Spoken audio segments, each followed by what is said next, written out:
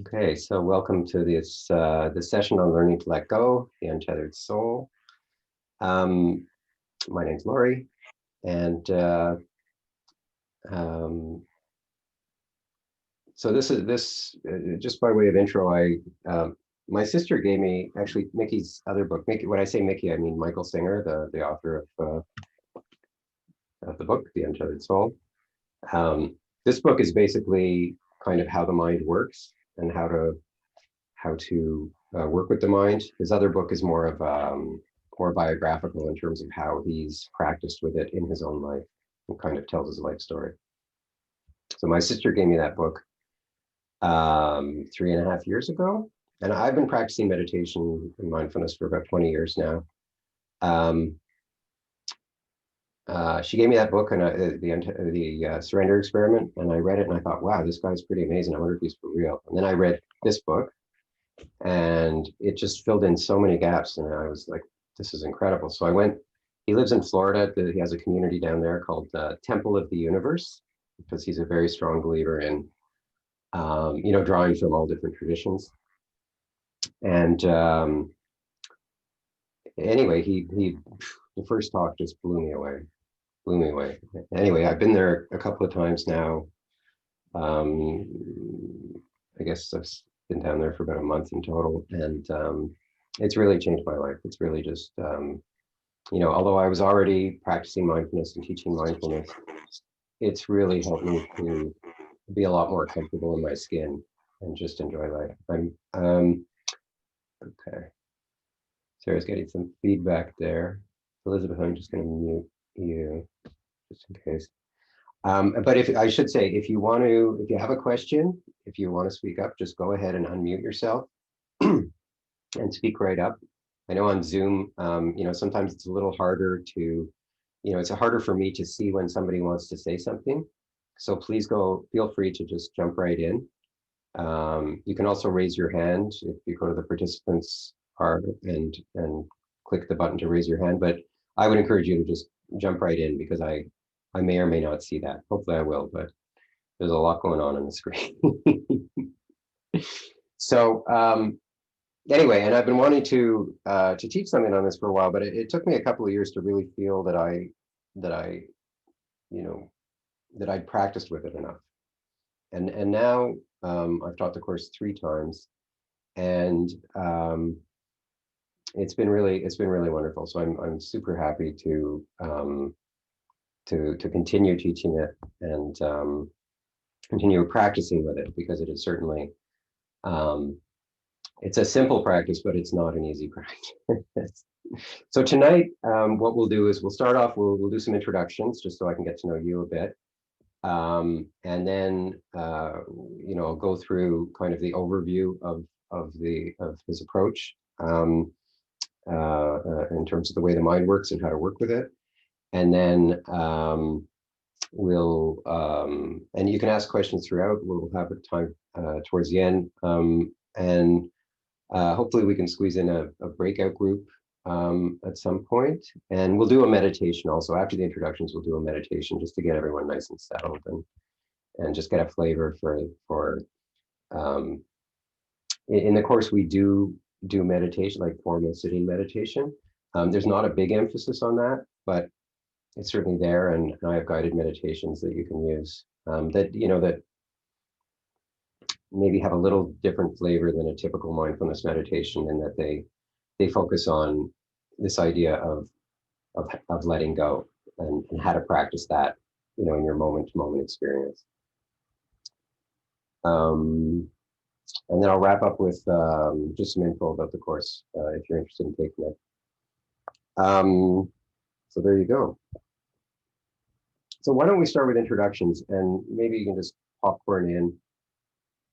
Just tell us your name, and if you have if you've read the book, or if you have any experience with this, or with meditation or mindfulness, and then just very quickly, like one sentence, or what is the title of this book mean to you? So, The Untethered Soul: The Journey Beyond the Self, beyond yourself, I should say. What does that mean to you? So, anyone Anyone want to jump in there? I will. Great, Judy. I'm Judy. I'm from New York City. And I got this notice from Catherine Lay in Toronto. And I have the book. It's sitting on my shelf, but I haven't read it yet. It's about a year. So I guess everything has its time. And I've been meditating for a very long time, different meditations, about 30 years. And I think that the title means for me just freedom. Freedom from all the chaos of the 3D, just being in, leaving the moment, going to another moment, and also escaping, for me, patterns that are very hard to get out of. Great, thank you. I'll jump in. I'm Jessica. I'm from Toronto, and I'm newer to meditation, I'd say in the last 3 years, and I practice with a group called the Consciousness Explorers Club based in Toronto. Maybe some of you know this group. They're amazing, and Jeff Warren and his gang. And to me, the title kind of gets at like getting out of my own way. I mean, in my head, and just to think things a bit broader. So I'm enjoying. I also have had this book for 2 years, and I have not read it. So this was a great prompt. So thanks. Thank you.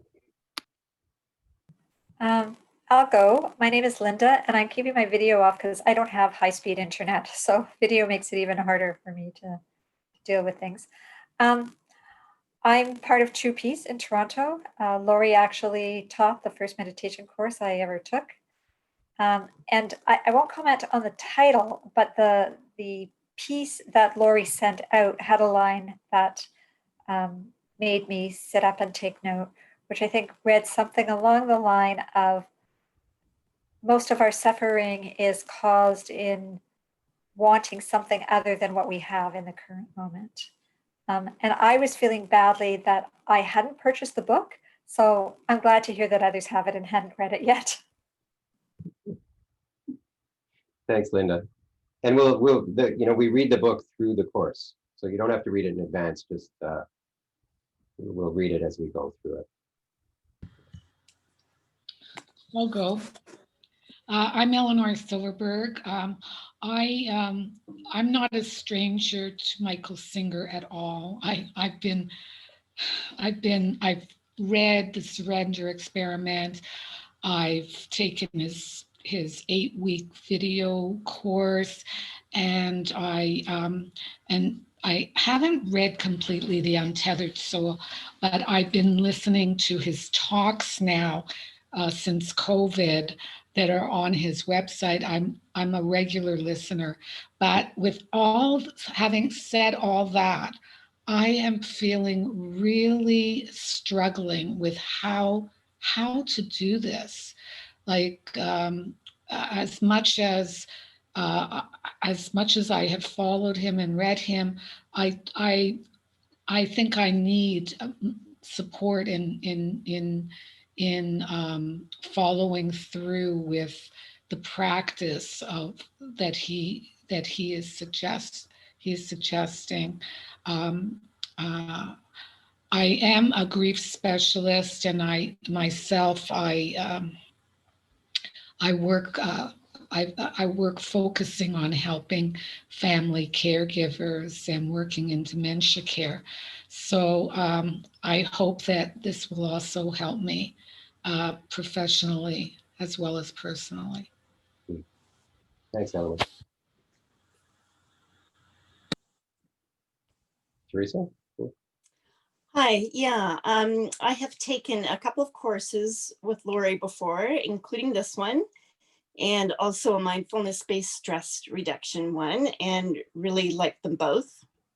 And with the Untethered Soul course, I really like that it kind of helps you be less reactive emotionally to different things, and it's I've listened to the book on, have only read limited parts of it. Anyways, it's a bit of a learning curve. I think I'm understanding it intellectually, but in terms of applying it to my life, that's a work in progress. So I'm back.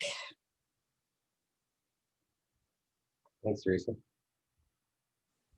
I'll jump in. My name's Nancy. I live a couple hours north of Toronto in Collingwood. We're having a really bad storm right now too, so I might actually lose internet. I have been practicing mindfulness. I'm newer as well for the last 2 or 3 years. In the last year, just less than a year, I've gotten a lot more serious with it. And I have a very dear friend, Jen, who speaks very highly of you, Lori. And I was actually just cruising at looking at some other courses through the center, and she said, "Are you interested in this?" And I've read half of the book. And it was one of those things that I kept going back and rereading and coloring or highlighting. So I feel it very profound and something that I'd like to adopt more in my life, but same thing, haven't totally got there. So thought this is a perfect fit, came at the perfect time. Great. Thanks, Nancy. Hello, Hi. I'm Cheryl, and I have been a member of True Peace. We've met before, Lori, and most recently I practice more with Mindfulness Practice Community of Toronto.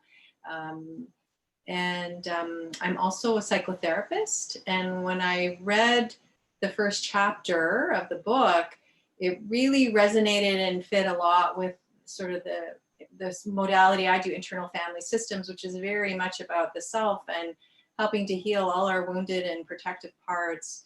And yeah, I just really went, oh yeah, this makes a lot of sense to me. So yeah, I'm curious about the untethered soul. I'm curious about what that means. So that's about it.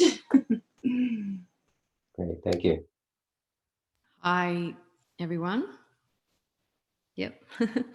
I do study yoga, mindfulness at the Estemize Yoga Studio, actually in Toronto, and have for many years now. But I think I'm only really coming into the mindfulness side. And so the Untethered Soul really helped me to link sort of many jigsaw puzzle pieces together, I think. And I think about the untethered soul as being like our spines, I guess, where we can keep floating, sort of condensing and expanding, coming in and out, and that's how I think that's what happens in our lives. It's never static. So that's how I think about the untethered soul, kind of through the body, but to reach the mind, if that makes sense. Yeah. Thanks, Anna. Thank you. I'll go next. My name's Elizabeth, and I'm in, can you all hear me? Can you hear me? Yeah. Yeah. Good. I'm in Cambridge, which is just west of Toronto. And I've been meditating since I was in my late 20s, and particularly with the ideas of Thai, of Thich Nhat Hanh. And we have a very small meditation group here in Cambridge. And right now we're working with Thai's book, Reconciliation. So we're doing the inner child work. And I thought when I saw your announcement through True Peace, Lori, that this would be a great complement But when I've seen the Untethered Soul, the book on bookshelves in bookstores, I think the concept or the word soul turned me off. I thought, oh, this is likely to be a Christian thing, and I thought it's not going to be in alignment with how I'm working, so I never pursued it. But your announcement made me realize, oh, there's more to this than my simple construction. So here I am. Thank you.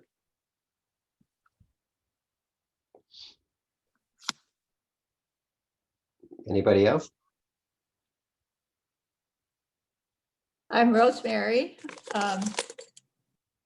Oh, yeah. Mark, you seem to be muted, by the way. But Rosemary, go ahead, and then Mark can go after you. And I think Sandra, we wanted to go after that.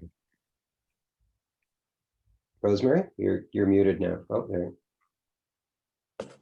I can't get unmuted. You are unmuted. We can hear you.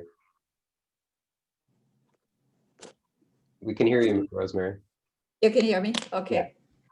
I was just introduced to mindfulness at the beginning of COVID. And then I just took a short course, and it was suggested to me to take Lori's session on the Untethered Soul. And so I just recently did that in September, October. And I just found it very, very helpful. And my desire was to move more deeply into meditation. And the course certainly helped me go in that direction. But what I really appreciated was finding out my true self. And previously it sort of stemmed from my profession. But I did discover from the Untethered Soul, you're certainly able to unlock blockages and learn how to listen to your inner voices. And the whole 6 weeks was just very energizing for me. And so I wanted to go deeper by taking it again. Thanks, Rosemary. Mark? So my name is Mark Zaborowski. I've been sitting regularly for maybe 6 years, taking courses across Toronto. And I'm, intrigued and curious of the practice that Michael Singer's, has discovered.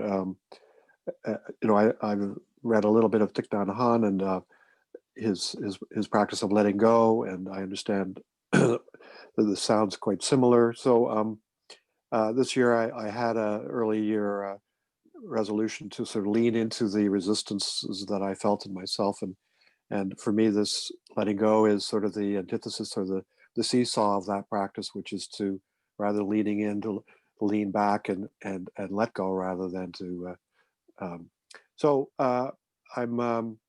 I'm really interested, and I have taken this orientation workshop orientation day presentation the last time Lori offered it. I didn't sign up. I have the book. I've read half of it, so I'm sort of inching forward, as they say.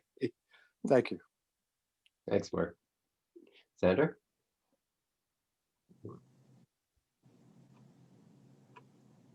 Hi everyone. I'm Sandra. I'm in Toronto. I'm also I go to True Peace Toronto when I can. I've been meditating for over 10 years. I started with a course, an MBSR course that followed John Kabat-Zinn's book, Full Catastrophe Living, which was excellent. And then I moved away from that a little bit, closer to Thich Nhat Hanh and some of the other Pema Chodron and some of the other writers about joining Buddhism and mindfulness, and those spoke to me deeply. I've been reading a book that is titled Letting Go, and I can't remember the author's name, David something. It's one of the best books I ever read. So that this idea of letting go, when I saw your email, Lori, from True Peace Community, I was like, okay, I have to look at this. And so the title, The Untethered Soul, and I actually have listened to parts of the book because I borrowed the audio copy from the library and I listened to some of it, not all of it. And what it means to me is really about this letting go concept. It feels like a visual to me, like there's shackles on the legs tying me to the earth. And when I let go of these beliefs, the shackles open up. And it's like I'm still here on earth, but I don't feel like a prisoner. And it's so hard. I heard somebody else saying it's just, I understand the concepts. I've been doing it for so long, and it's still so hard. And the other thing I've been doing to focus on letting go is tapping. Not sure if anyone knows about EFT, emotional freedom technique. So to me, it ties to it. Thank you. Thanks, Sandra. Okay, we do need to move on, but if anyone who hasn't shared, if you'd like to share briefly, that would be great. I'll share. I'm Isabel. My name says Zaza. I'm not sure why. Must have got into, that's what my grandchildren call me. So it's a nickname for grandma. Anyhow, I'm also from Cambridge and I'm from the small group Sangha that Elizabeth talked about. And that was my introduction to mindfulness training. Or mindfulness. I meditated on and off since I was in my 20s, never very seriously till the past 4 or 5 years. And I'm here because Elizabeth told me about this and I didn't want to miss it. It sounded very interesting and I wanted to see what you had to say, Lori. Great, thank you.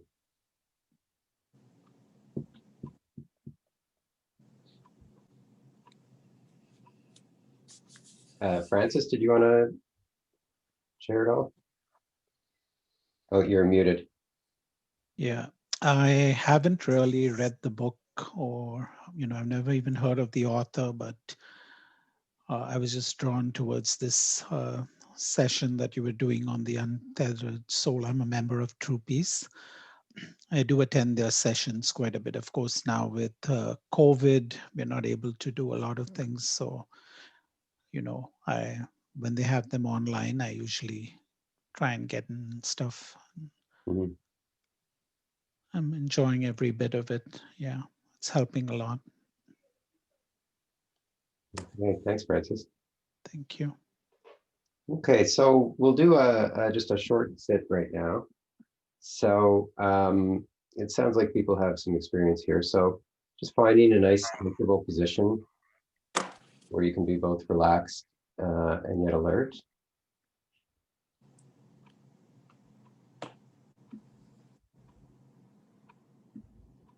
I'm just going to mute everybody.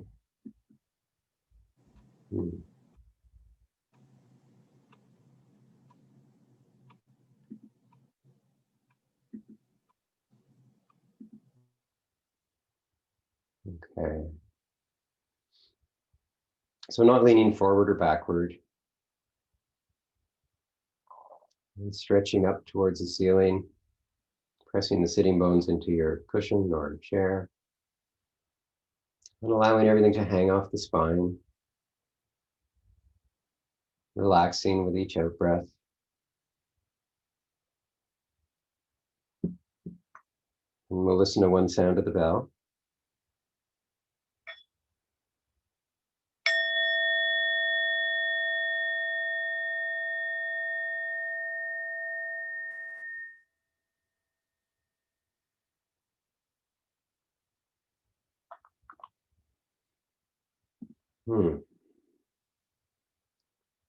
So allowing the attention to sink deeply into the body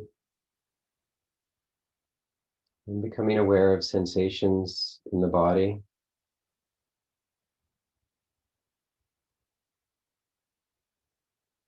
There may be pleasant sensations or unpleasant sensations, neutral sensations. allowing whatever's there to be there, not trying to change anything or figure anything out.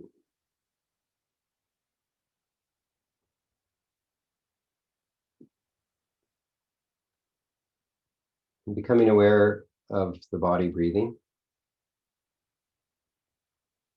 knowing when you're breathing in and when you're breathing out.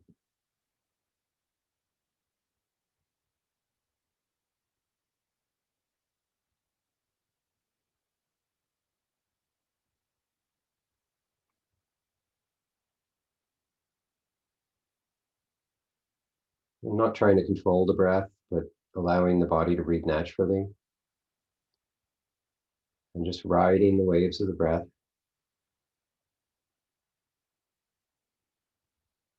Following all the way through the in-breath, any pause, and then all the way through the out-breath, and any pause.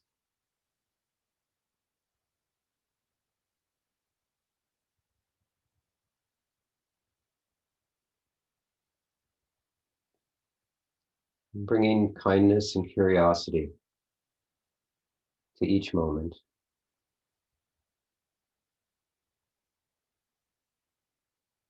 You don't need to do anything. You don't need to make anything happen.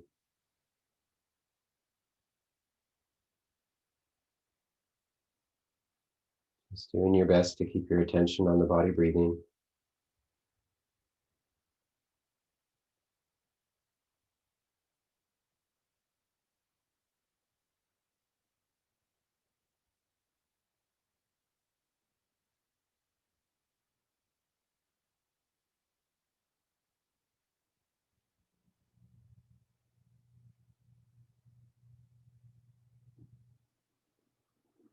And whenever the attention wanders, that's no problem. When you notice that, you've gone from forgetfulness to awareness. So you can smile and gently bring the attention back to the body breathing.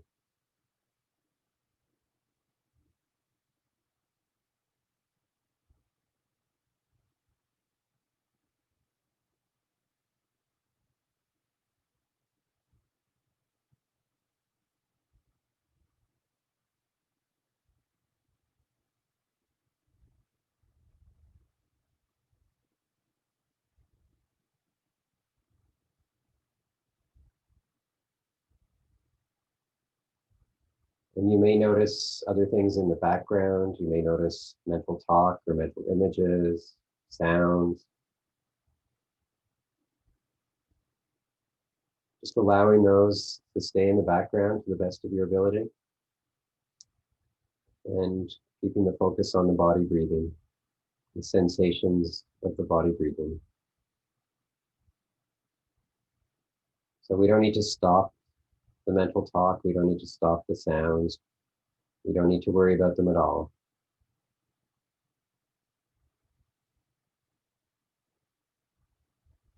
We're just noticing the sensations in the body, riding the waves of the breath.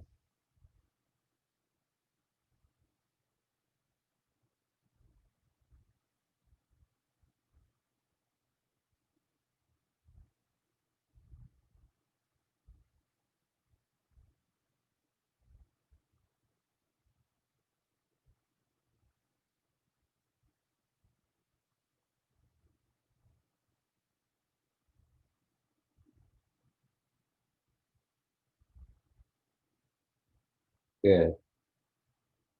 And noticing if there's any bracing or pushing away in your experience, any resistance to what's going on right now. It could be also any grasping.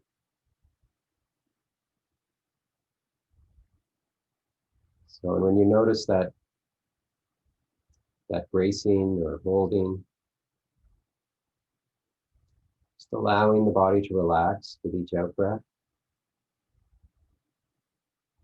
You don't need to stop anything from happening or make anything happen.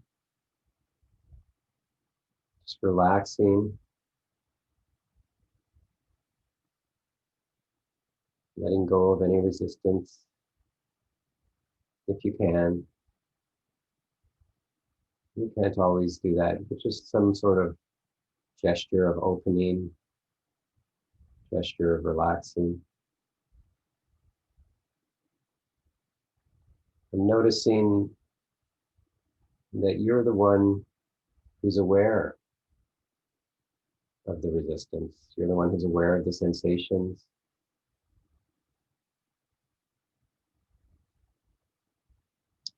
Just sitting in that seat of awareness, relaxing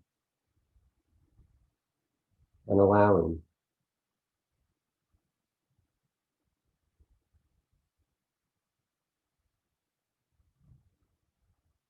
Whatever's going on, whether it's pleasant or unpleasant, wanted or unwanted.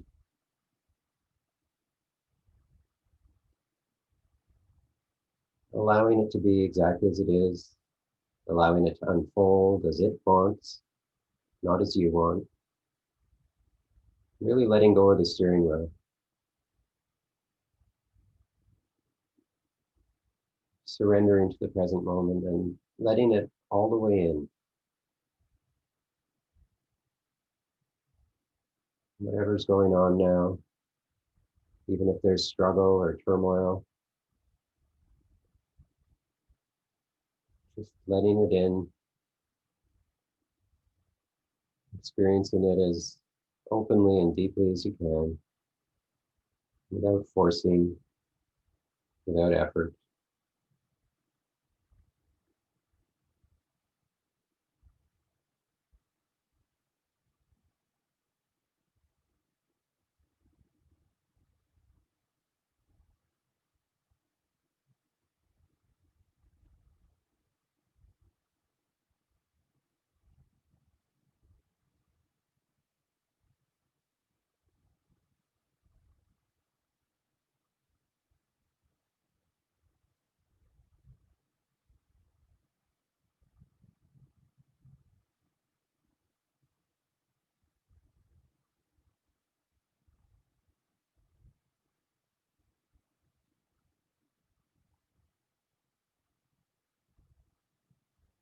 Continuing to be aware of the body breathing, riding the waves of the breath.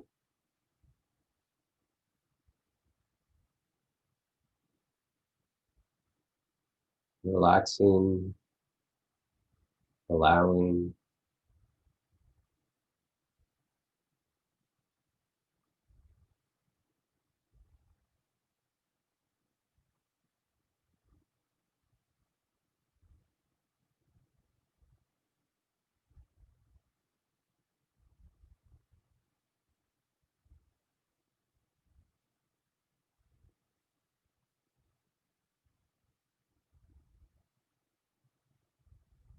and without trying to answer the question,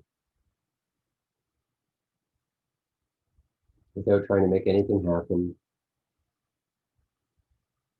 just saying in your mind,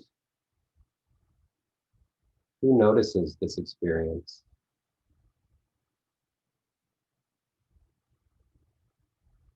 Who notices?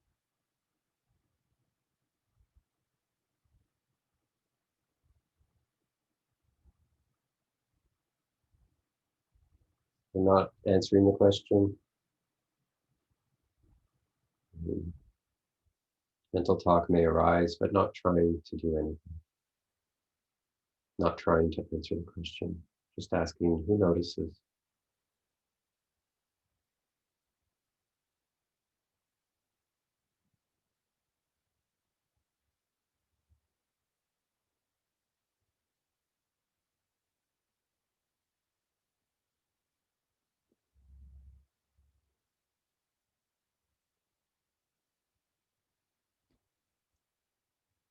And with the sound of the bell, we'll bring this meditation to a close.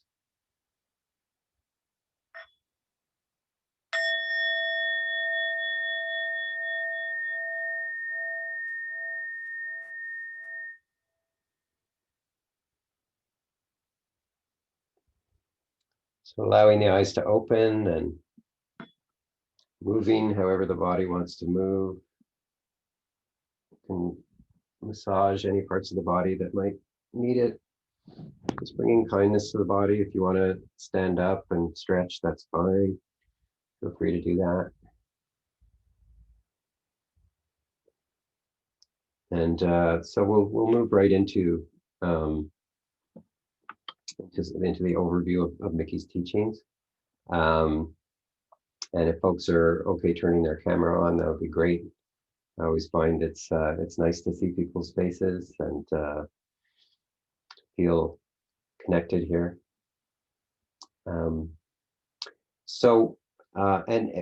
Just to begin, any questions about that meditation or anything there?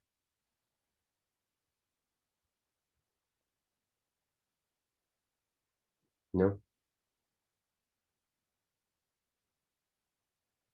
Okay. So basically, I'll divide this into 4 sections, kind of along the lines of Buddhism's 4 Noble Truths. So the 4 Noble Truths are: there is suffering, there's a cause of suffering, there's well-being, and there's a cause of well-being, or the path leading to well-being. You can think of it. That's how Thich Nhat Hanh phrases it. Other people phrase the last 2 as there's an end of suffering and there's a way out of suffering, or a path leading out of suffering. So first, there is suffering. So in the book, Mickey talks about a couple of types of suffering. One is this voice in your head. And the voice in your head, when he's talking about the voice in your head, he's talking about mental talk, but he's talking about the mental talk that just happens, not the intentional thinking, but rather the unintentional thinking. And you may notice that a lot of the time, a lot of your waking hours, there's this sort of narrative going on, this commenting on things, judging things, saying, I like this, I don't like that, why are they doing that? Oh, it's cold outside. Oh, everything will be okay. And this voice basically comes from a place of unease, of unsatisfactoriness, right? And it comes from not feeling whole and complete. Okay, because when we really feel whole and complete, when we really have peace and contentment, the voice doesn't really talk. But whenever we feel not quite comfortable, and it could be very subtle, this voice speaks. And the voice really comes from, from all these internal knots that we've got. It comes from our fear and our desire. And if you look at it closely, you'll see that it's often not very nice. And it changes its mind all the time. It'll jump from one side to another, trying to find a comfortable place. And that's really what it's doing. It's just trying to find a comfortable place to rest, right? And strangely enough, we tend to believe what the voice says because we identify with it. We say, oh, this is me, right? So if I say, oh, gee, I'm feeling uncomfortable, I think I should leave, then quite often we don't question that. We just leave, right? Even though this is, Mickey calls this the personal mind, right? All this self-referential thinking that comes from our, our stored difficulties and desires. And what Mickey teaches is that you are not the voice in your head, right? We often identify with it, but you are not the voice in your head. You're the one who hears the voice in your head, right? So if you're hearing it, then that's not you, right? In the same way, when you feel a bodily sensation, it's not you. You're the one who feels it. When you hear a sound outside or you see something outside, that's not you, because you're the one who's watching it, right? And so you're not the voice in your head. And as soon as you recognize that you're not that voice, then you can get some distance from it, right? But in the meantime, it causes a lot of suffering because it says a lot of things that cause stress and worry, shame, depression, craving, fear. I mean, it really, when you look closely at it, and in the course we will, you'll see that it's not really your friend. Most of the time, it's not your friend. It's not taking you in a good direction. So that's one part of suffering. Another part is reactivity, right? And the voice is kind of reactivity, like it's very subtle much of the time, but it is reactivity. And reactivity is like, so say something, you're walking down the street and you see a friend on the other side of the street and you shout at them, hey, Susan, and they don't say anything back and they just keep walking. Okay. And that bothers you, right? You're like, what? So that's like the initial thing. But then long after Susan is gone, it's still turning around in the mind. What is going on here? Why didn't she say that, anything to me? I'm sure she heard me. Did I do something wrong? What's going on? And so that the fact that it keeps bothering you, that's the second arrow, the reaction, right? And that's actually the bigger source of suffering than the first one. So, and what we tend to do is we think, I need to deal with this problem. I need to figure out what's going on, why Susan didn't say anything. But the real problem is not what happened outside.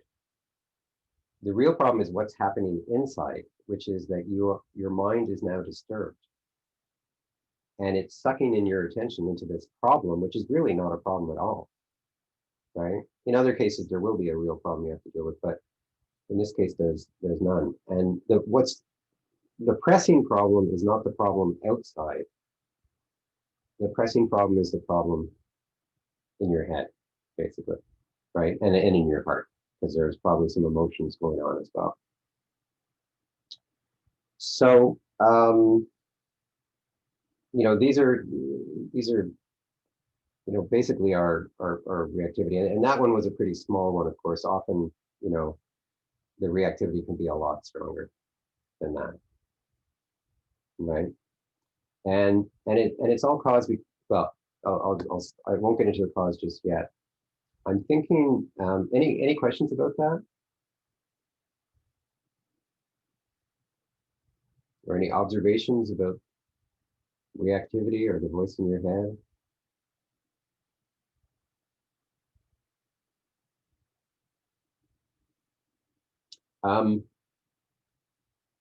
So I thought we'd do a quick breakout group, just an opportunity to share your own experience of your reactivity. Okay, just click that go. Your own experience of the voice in your head, and how that plays out in terms of reactivity. So just like if you notice that the voice in your head, what it tends to say, what impact it tends to have in you, anything like that. Okay. So I don't know if everyone's done is there anyone who hasn't done breakout rooms before? Yeah, okay. So basically what I'll do is I'll put people in breakout rooms of 2 or 3 people. We'll have about 5 minutes to talk. So once I do that, you'll see a little button that you need to click that says join breakout room.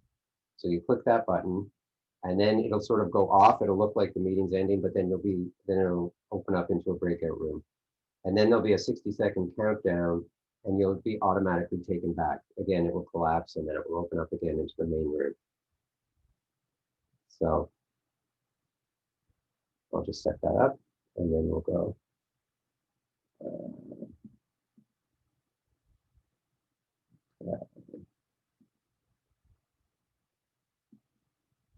And here we go.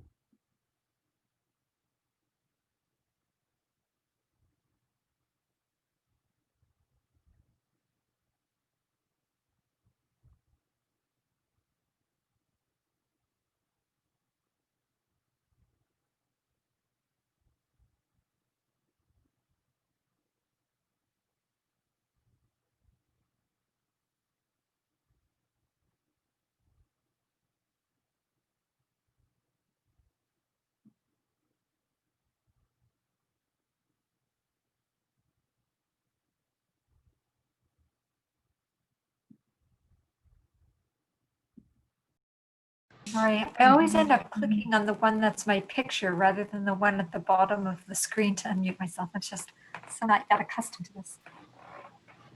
Well, I hear you now. I hear you now. So, Hi, Eleanor and Linda. I hope you don't mind me joining. hi, Lori. When it comes to reactivity, I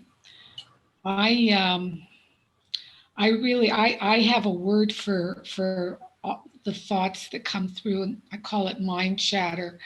And I'm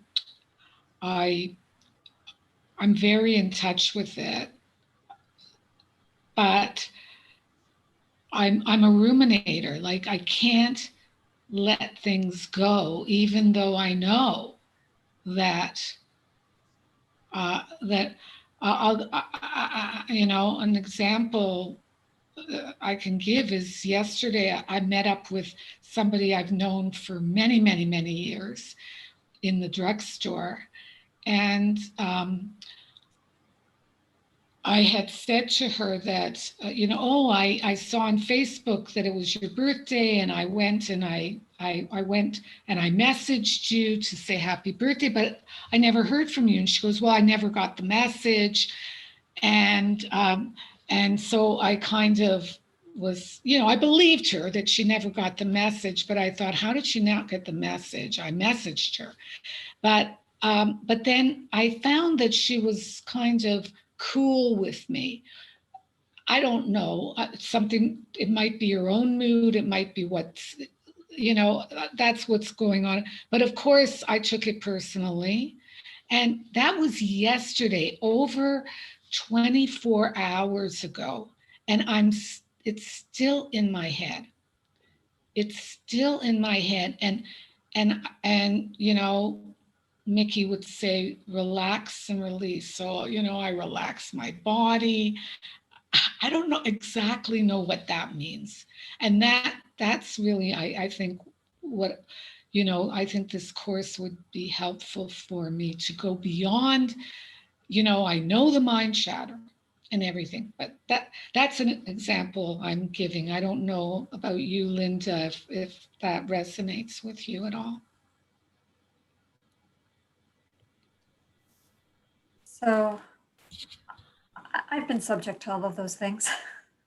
I find that now, having been around this space and knowing that I should be able to let my thoughts go, then when I can't, I add this layer of failure onto that for thinking, I can't, why am I being unsuccessful on letting X or Y go?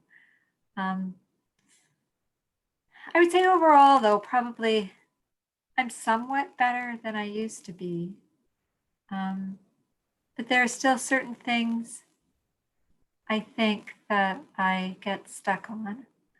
And I have noticed recently, or I'm beginning to suspect recently, I've been doing a lot of courses over the last number of years. I was unemployed for a while, so I took a whole slew of courses, and then previously I took some, and I kind of thought, is there something I'm trying to escape by immersing myself in courses? Because when I'm studying, there isn't space for thinking about other things. So I'm now just wondering if I've created myself a little escapism there.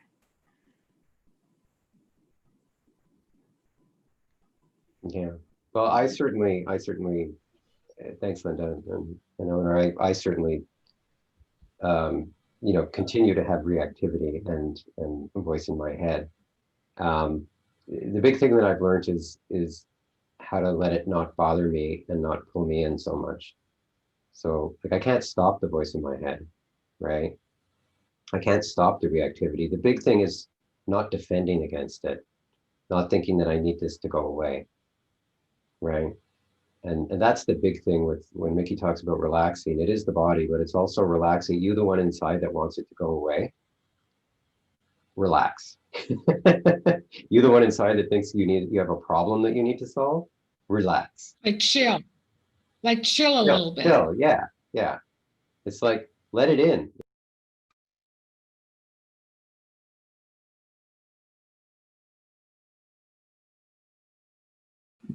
Welcome back, everybody. When you come back, you're muted, so feel free to unmute yourself if you want to ask a question or share anything.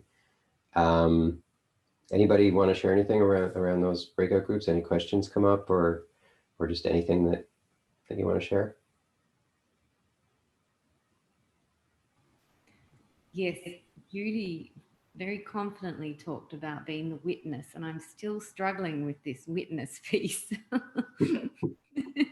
And I am going to have to go back through this. Yeah, yeah. And the witness, it's just, like in the meditation there where we ask the question, who notices, right? And it's just noticing that when you hear the voice in your head, you know that you're noticing it. So you're not the voice in your head, right? So it's just that, it's really just mindfulness. It's being aware that whatever's going on in your experience is not you, because you're noticing it, right? Yeah. So, and it's something we'll work on in the course. It's not something that's easily explainable.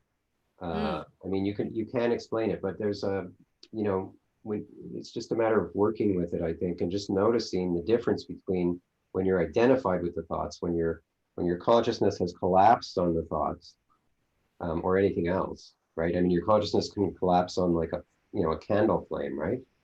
And then all of a sudden you're not aware of anything. You're just absorbed in the candle flame, and it's the same way you become absorbed in your thoughts, especially when there's emotions with them, strong emotions with them. And so it's very easy for the mind or the attention to collapse on something. And the witness is just where instead of being collapsed, you're aware that you're the one who's aware of it, whatever it is, whether it's a thought, whether it's your body, whether it's a sound, whether it's something you see, whatever it is. So, and again, that's pretty central to the course, so we'll practice it a lot. Okay. Yeah. Okay. Anyone else?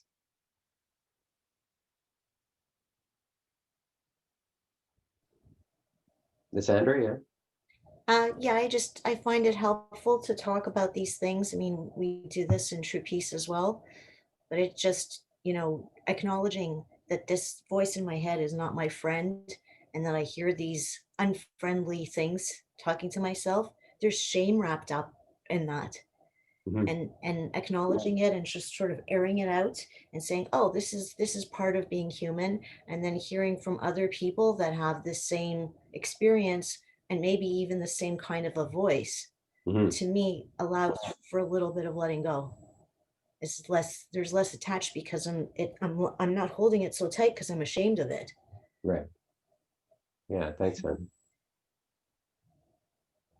So so the cause of suffering, the cause of the reactivity in the voice in your head. And I know someone was mentioning this, this idea that the number one cause of suffering is wanting things to be different than they are, right? Because we're constantly bothered by things not being as we want, right? It could be something as simple as the weather, or a lineup at the grocery store, or a driver, or it could be something that a friend said. It could be something in your relationship at work. It could be something very big, right? Could be your health. But generally, we have very set ideas of how we want things to be. Like, we think a lot about, I want this to be like that, and I want this to be like that, and I want this to be like that. I want this to happen. I want that to happen. I don't want that to happen. I don't want them to say that. I don't want, so we spend a lot of our time thinking about how we want things to be. And then also thinking about, how can I make the things that I want to happen? How can I ensure that the things that I don't want to happen don't happen? So we spend a lot of time trying to control everything, right? But of course, we all have different ideas about how things should be. And, there's this thing called physics that, or in Buddhism, all the causes and conditions that cause the world and people and everything to be the way it is. And we're such a teeny weeny part of that. We really have very little influence, right? So, we're setting ourselves up for suffering. because we want things to be a certain way, but we cannot control things.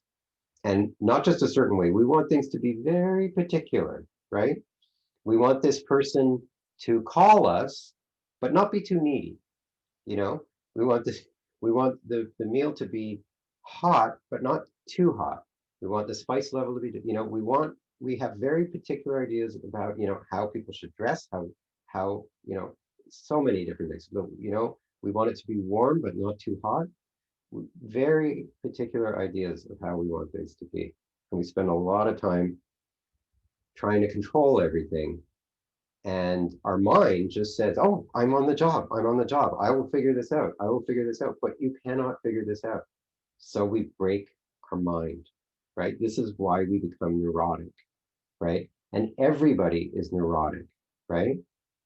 Because, you know, neurotic just means that you want things to be different than they are, basically.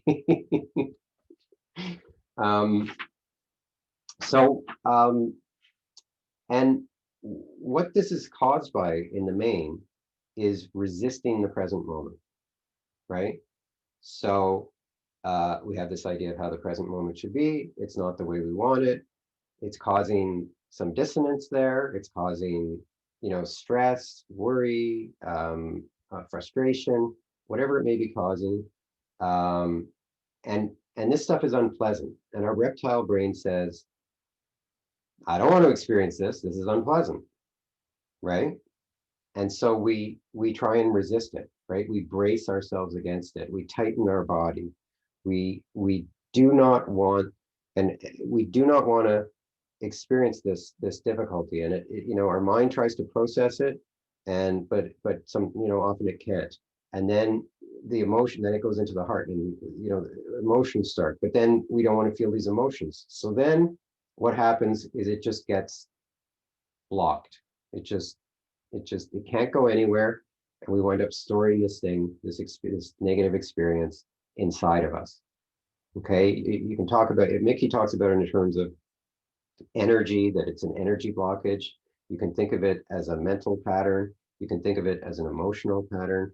However you think about it, the fact is that we store these negative experiences, and then we keep them stored, because when they come up with this discomfort. They come up with this emotion that we were trying to avoid. They come up with these thoughts that we were trying to avoid that do not mesh with our view of how things should be, right? And so we keep it down there. And it's kind of like, you know, it's like when you dam a river. You know, the river is still exerting force. It's trying to flow, but the dam is not letting it flow. And it's the same sort of thing. So we store all these negative experiences. You know, Mickey talks about this idea of, you know, imagine if, you know, every time you smelled something that didn't smell very good, you put it in a little test tube and brought it home, and then you put it in the room, and then, you know, many years later you walk in the room and you're like, this room stinks. Well, yeah, this room stinks because you've been storing all these negative experiences in it, right? So, and it's the same with positive experiences. We don't store quite as many, but you know, you have this positive experience, you go to Hawaii, you have the best time ever. And from then on, you just want to recreate Hawaii. And everywhere you go, you're comparing it to Hawaii, right? And you really want to go there. But like you want to go wherever you go, you're comparing it to Hawaii, right? So it creates these blockages. And you know, this I had this experience this summer. So some of you, I guess, have heard this before, where a couple of months into COVID, I was sitting on my deck meditating, and I live in the city. I live near Bloor and Bathurst, and I started thinking how much I missed nature, and I really want to you know, be out in nature. And then I started thinking, yeah, but you know, I don't have a cottage, and I don't even have a car, and how am I going to do this? I can't get out to nature. I started thinking maybe I should buy a car. What kind of car am I going to buy? And there was just this grasping for nature, right? And you know, and then I thought to myself, I'm like, what is going on here? You know, sure, I like nature, but the problem isn't that I'm not in nature. The problem is that I have this disturbance in my head and I can't stop thinking about it. And I can't meditate, or at least I can't, be concentrated. And in fact, my body is tight. I'm experiencing, this stress, this worry that I need nature. How do I get nature? I need nature, right? So that's the voice in your head. That's reactivity. And then I realized what was going on, and I was like, oh, right, you know. In fact, in the present moment, I'm just fine. I don't, this is just the voice in my head, and I'm not going to listen. I'm not going to listen to it anymore. Like, I'm not going to try and stop it because I can't stop it, but I'm not going to listen to it anymore. So, I created this positive samskara of, the pleasant experiences I've had with nature was going crazy and causing me suffering, right? And of course, the negative ones, they're no-brainers, right? Our mind works by association. So, we were in this relationship, it ended terribly, you really hate this person, and then you go somewhere and they introduce you, and oh, it's Alan. And it's like, oh, Alan is the person I was, I hate, and it brings to mind all this, and then you want to get out of there because you don't want anything to do with anybody named Alan, right? And all our past impressions, all our negative experience, our stored impressions, they come from our experience, right? And we just keep storing the experience. So this is really our stuff that we've stored. And, as Mickey talks about the idea that it blocks the natural flow of energy, or the natural joy, the natural peace, the natural love that's in everybody, right? Our Buddha nature, if you will. So that's kind of how, where our suffering comes from. Our suffering comes from resisting present moment experience. It comes from basically our reptile brain saying, I don't want the unpleasant. I don't want to experience whatever's unpleasant, and whatever's pleasant, I want to hold on to. And so that creates all these blockages and all our reactivity. It creates the voice in our head. It kind of builds our psyche. So, and it's, yeah, I'll stop there. Any questions about that?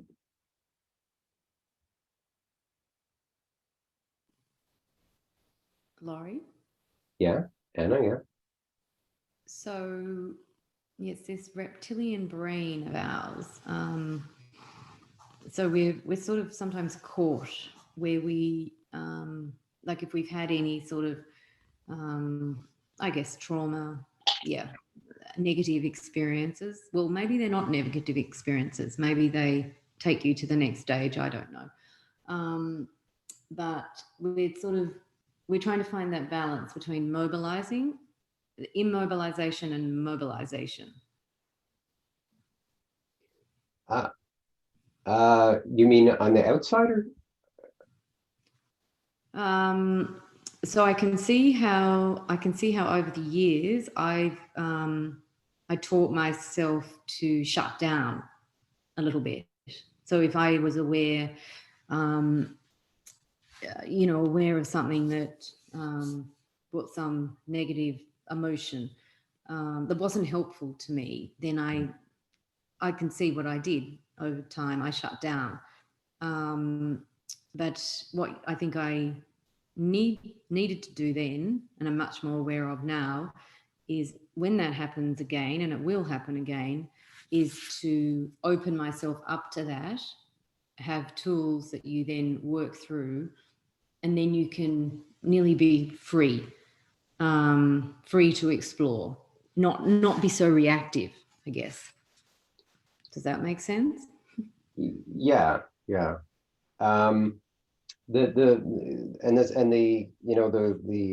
paradox here is that what tends to happen in the moment is that you have this disturbance, you're shut down, if you will, and you feel immobilized, and you want to be free, right?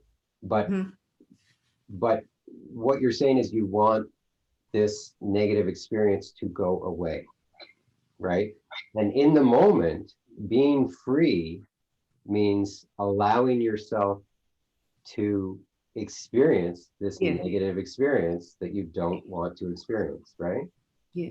And so that's the paradox. And it's, you know, Mickey talks about this idea of a thorn in your arm, right? You've got this thorn in your arm, it's touching the nerve. Anytime you touch it, it's incredibly painful. And so you avoid touching it, right? You avoid touching it, and you wind up, you know, you build this contraption that'll protect it, that you have to get special clothes, you have to, you know, you do all these things so you don't touch the thorn.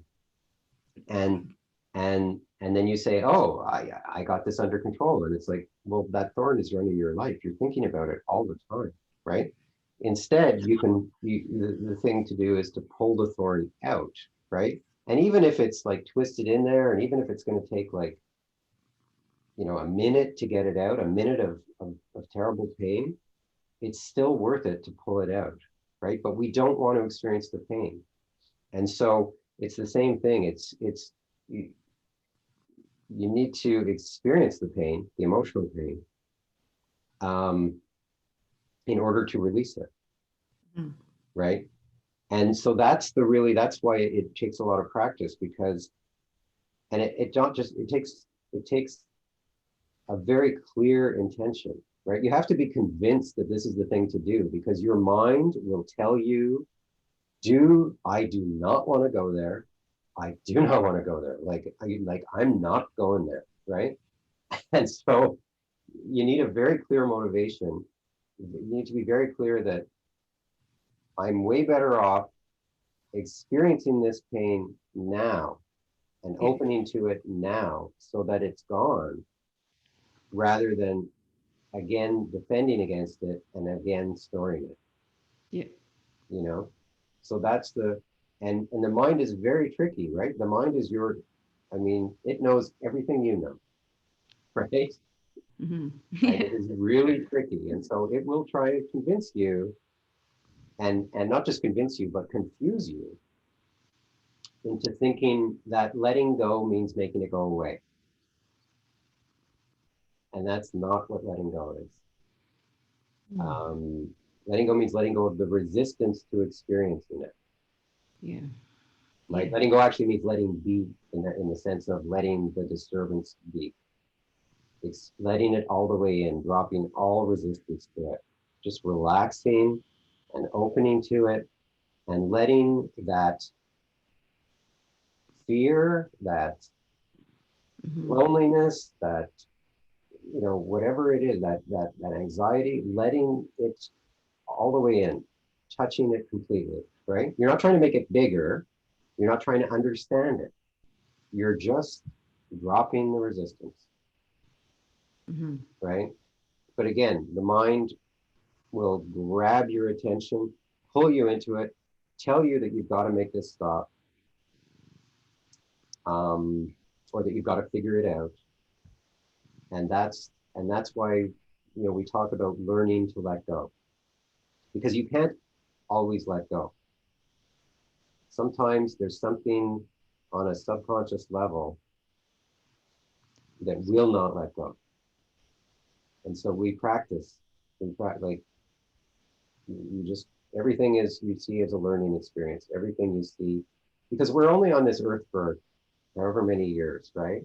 So the question is, do you want to defend against life, or do you want to open to life, right? And life includes, you know, the good, the bad, and the ugly, right? And if you open to it, then you can actually, you know, and you're not so afraid of the pain, then you gain the freedom. Because the freedom is the freedom to be with anything, the freedom to handle anything, the freedom to be okay with anything, right? It's not freedom from difficulty. It's freedom from avoidance. It's freedom from having to control things. It's, you know, it's freedom from, you know, it's like John Kabat-Zinn says, right? He says, it's not about making the waves stop. It's about learning to surf, right? So the waves are the, the good, the bad, and the ugly, right? And they're going to happen. So, are you going to be like blown over by them, or are you going to surf them? That's the question. And when you learn to surf really well, the waves are no problem. You even start to like the waves. I'm not sure I go that far in terms of this metaphor, because I mean, difficulty, like emotional pain, and that, for me, the grabbing in the chest, the anxiety, the fear, the just plain discomfort, it sucks. Like, it sucks, right?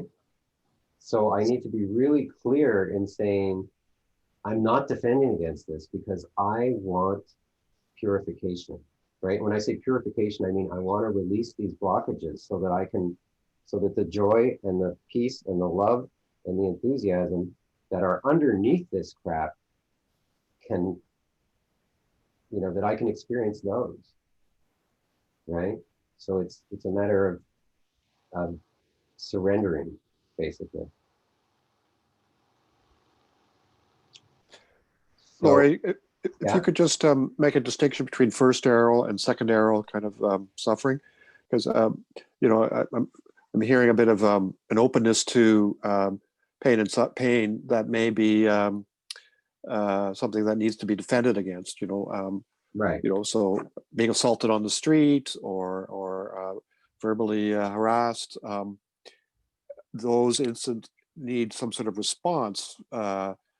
Your reactivity a week or a month later is part of the suffering that I think you're talking about. But what about the moment where bad things are happening and we need to feel them, but also not just let them wash over us in the same way?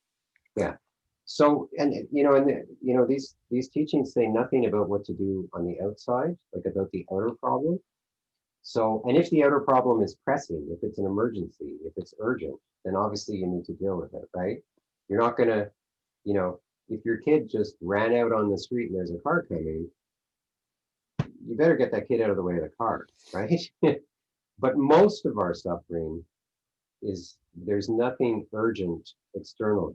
We have time to take a few breaths and just become, relax and become aware of what's going on the inside, and lean, like, become aware that you're the one who's noticing it, so disidentify with it, and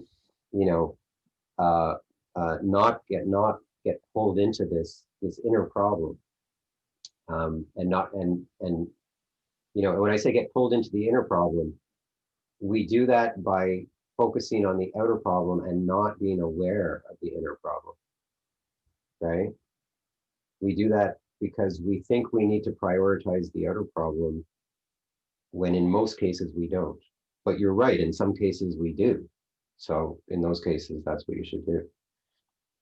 But overwhelmingly, the way we work is we put too much attention on the outer problem, give too much urgency to the outer problem. We basically just get sucked into it. It's not even we think about it. We just get sucked right into it. And so this technique will not, it will not stop you from acting when you need to act, but hopefully it will allow you to find a more balanced place from which to act. And in that sense, you'll be more effective in dealing with whatever the problem is.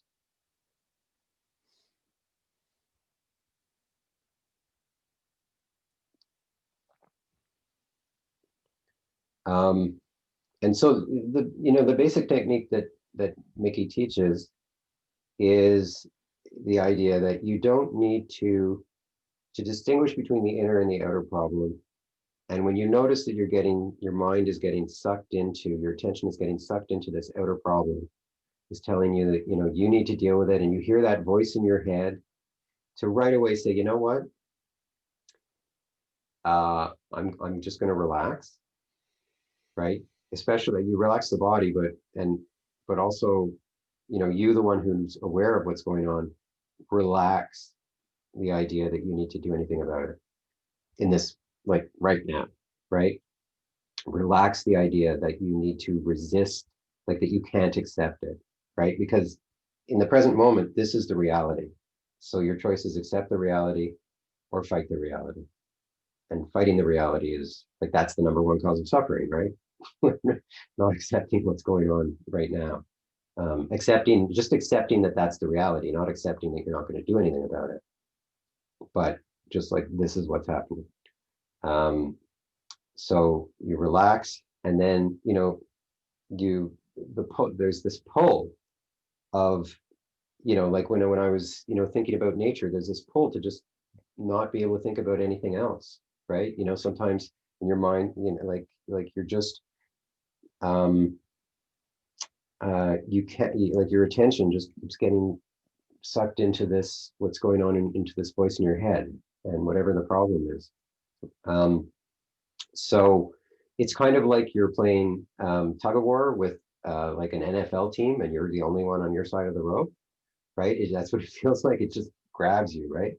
But we have the ability to let go of the rope, right?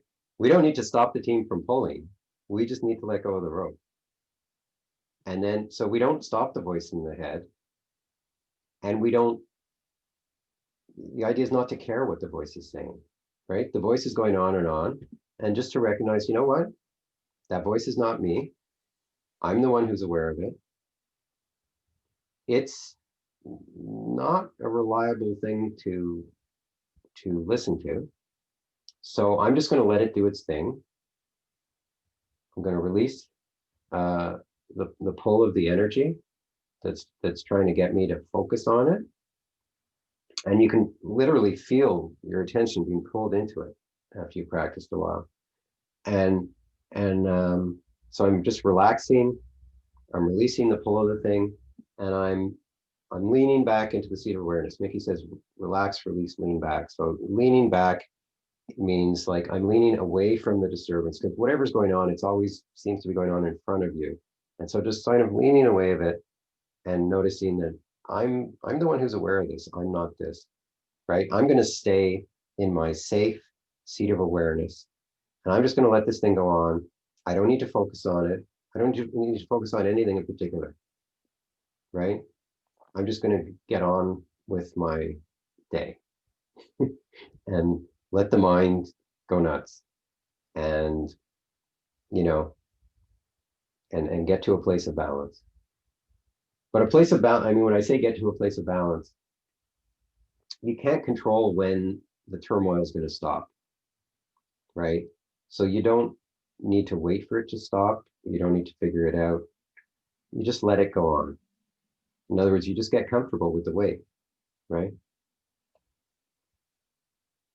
So that's his basic technique for this. And the thing is, you need to start small, right? So it's like when you're learning the piano, you start with the scales. You don't start with Mozart. So you start with something small where there's really nothing to do outside, right? So like the weather, it's raining. There's nothing to do. You're not stopping the rain, right? It's about just being bothered inside. I mean, you might grab an umbrella or whatever, or you might get wet, but like there's nothing you don't really need to do anything about it. But quite often, or there's a lineup at the grocery store, or somebody's driving too slowly ahead of you, or these little things, right? Or maybe it's even just the voice in your head. You're just not happy with what's going on with the voice in your head. There's a million little disappointments every day. Work with those things, right? Work with those things, and you just learn the technique when the energy involved is very small, when the emotions involved are very small. You learn the technique, and and then over time you can deal with bigger and bigger disturbances. A lot of people, like if you don't practice, the small stuff you have to really intentionally practice with. You can't just sort of wait to notice it. You have to really actively be on the lookout for little disturbances, and then you practice with it. What I've noticed is if people just sort of wait for something big and obvious to come up, and then they're like, then they couldn't do anything with it, right? Oh, it just sucked me right in. Yeah, because it's like walking into the gym when you've never lifted weights before, finding the biggest weight and trying to lift it. Not going to work out well, right? But that doesn't mean that exercise doesn't work. It means you have to start where you are. Start with the small stuff, right? It's like learning anything. You have to start with the beginner stuff. So Laurie, the part of the book that I read, can you hear me? Yeah. I never really landed on what the actual practice was. And as you've indicated, you know, you're going to be picked up during the day, things are going to arrive and you need to work with them. But in a nutshell, can you describe, you know, the practice of the practice to do the practice when we need to do it? You know, so when I'm sitting, when I have my daily sit, I can turn to this practice and bring it to life in the moment. Like, is there something that Mike Singer talks about that is encapsulated like that? Yeah. So, I mean, his main practice is this relax, release, lean back. I mean, the precursor to relax is mindfulness, right? It's becoming aware that there's some disturbance, that there's something bothering you, right? Even if it's tiny. If it's big, then it's easier to, in a sense, it's easier to notice it's bothering you, but in another sense, the energy is so strong that it's very hard for your mindfulness to be stronger than that energy. Because your mindfulness needs to be stronger than the energy in order for you to actually be able to do anything about it. So, you know, what Mickey says is recognize, you know, first of all, be really committed to the idea that I am not going to defend against life. I'm going to open, I'm not going to resist life. Whatever's going on in my experience, I'm not going to resist it. That doesn't mean you don't resist, like it doesn't mean you don't resist injustice, right? It doesn't mean but it means you notice, you prioritize what's going on inside, and you prioritize not defending against what's going on inside. You prioritize surrendering to what's going on inside, because you know that that's the way to not store the blockages, not store the past impressions, not create blockages, not keep them inside. You need a really strong aspiration that I want to release all my blockages. I want to experience the joy that's there, that's, you know, the love that's inside me, the enthusiasm that's inside me. And so I am willing to pull the thorn out, right? The biggest part of it is just that, you know, because basically it's your will that's resisting. So the practice is to stop doing that, right? So that, you know, you can use positive psychology, you know, so when there's someone, you know, driving really slowly in front of you and you can't get around them, say, and then you can just say to yourself, oh, isn't that nice for them that they're not in a rush, right? The one that I find works the best for me is just, this is an opportunity, a great opportunity to learn to let go. Isn't it? You know, I can look at this as, oh my God, you know, I can't believe this person's driving so slowly, da da da da da. What are, you know, where they just got their driver's license taken away, they're a menace, da da da da da. Or I can just say to myself, wow, I'm really noticing this disturbance now, and what a great opportunity to let go. I'm just going to relax, and I'm just going to enjoy this moment, and I'm just going to, you know, and if there's this big, you know, frustration or tightness in my chest or whatever, I'm just going to let it in, you know. So that's the practice in a nutshell, is just to really say, I'm not going to get pulled, I'm not going to get sucked into the voice in my head anymore. I'm not going to get sucked into this reaction. I'm going to let it go on and not, you know, and do my best to not be bothered by it, and not to avoid the pain, not to avoid the fear.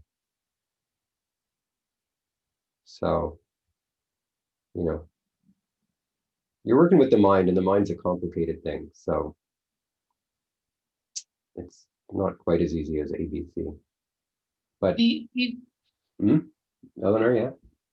Before before the session ends, I kind of wanted to know how is the course going to work? Like, Yeah. is Yeah. could you explain that? How Yeah. like how the So- 6 weeks is going to work? Yeah. So so each week we'll read 3 or 4 chapters beforehand. Like so there's a fair bit of home practice. So you need to read 3 or 4 chapters. That takes about 15 minutes a chapter to read them. And then we'll start each session generally, except the first one, with a guided meditation, about 15 minutes. And we'll have some breakout group discussions. We'll have, opportunity to ask questions. So we'll go, and then like I'll go over the 3 or 4 chapters, and people ask questions about it. We'll have some exercises, like where you'll write a little bit. And the big thing is practicing with this relax, release, lean back over the course of the week, working with the small stuff, or whatever comes up. And there'll be some other practices, like Mickey has different techniques for some of this stuff, like noticing when your heart's closing and remembering that it's never worth closing. Because of course you don't want, like, you say, I want to be happy, right? But then often the mind tells you, if this goes on, I can't be happy, right? And it's realizing that that's your mind doing that. And actually you can go, you can stop that. You don't have, that's just your pattern, right? So anyway, we'll work with these different sort of little things we can do to work with this stuff. And then I'll have one-on-one interviews. We'll have 2 one-on-one interviews for half an hour, where basically we'll talk about how you actually practice letting go, like how you have practiced with it, and what went on in your thoughts and your emotions and your body, and just so we can really see what's going on, and how you might be defending. It really comes down to like how you're applying it in your life and seeing how your mind tricks you. So really, working one-on-one on that. And that's basically the course. But we're going to be practicing this, learning to let go with the small stuff, or whatever. Like that's the main part of the course. That's the main practical part. But again, his the book sort of goes in circles, and it, like with different aspects of the way the mind works, and different aspects of the practice, of different practices you can do to work with it. So we'll go over those week by week.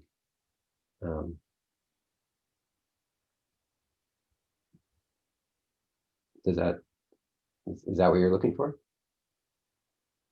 Yeah. Yeah. Okay.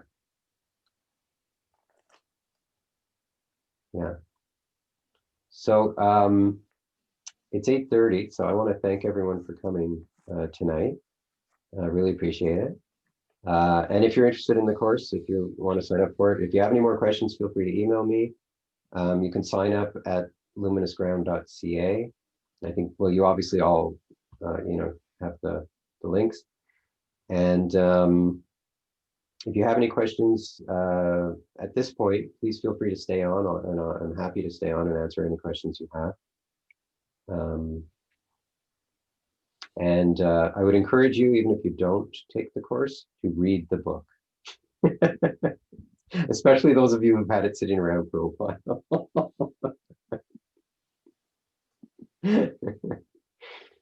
So thank you, everyone. Have a wonderful evening. Thanks, Laurie. Thank you so much. It was really great. Thanks, Sandra. All of you also take care. Yeah. Thank you. Thanks, Laurie. Thank you, Lori. Be safe, everyone.